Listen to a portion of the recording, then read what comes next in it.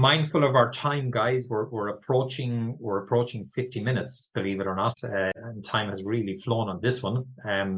I normally try to do a very quick summary, but what a rich conversation. It started with a question: how do we build a positive organization meeting positive organization culture? But actually what kicked us off was Gustavo wandering around in the outback, not sure where he was, and wondering about how the mountain lions might come and have him for breakfast. But in actual fact, that was really provocative thought, because that brought us into managing the unknown, dealing with the possibilities of the unknown. But then before you can do that well, you need to become comfortable with the unknown. And the idea then of culture constraining organization meetings because of our rigidity with the format, with the method, with the process, and the possibility then that we might just be losing sight of, but why are we meeting? Is the form of meeting that we're actually proposing to use best fit to meet the outcomes that we're actually trying to achieve?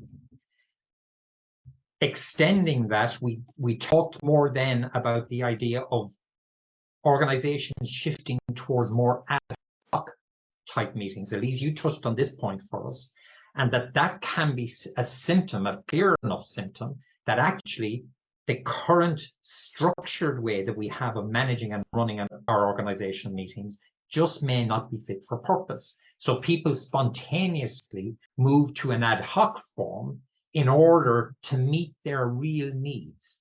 And their real needs then might help to focus them in more productive use of their time, rather than sticking with staid or stale meeting procedures that just don't meet expectations or needs. Elise, you also then took us into the idea of the 3 levels in the organization. So the executive C-suite, the teams-based level, but then the concept of iterations. And Gustavo, you picked up on the importance and significance of that iteration piece, which then becomes a key driver of managing the organization's cultural shifts through its organizational meetings. I mentioned then the possibility that meetings can be seen as windows to the soul, to the cultural soul of the organization. Both of you agreed with that concept or that proposition.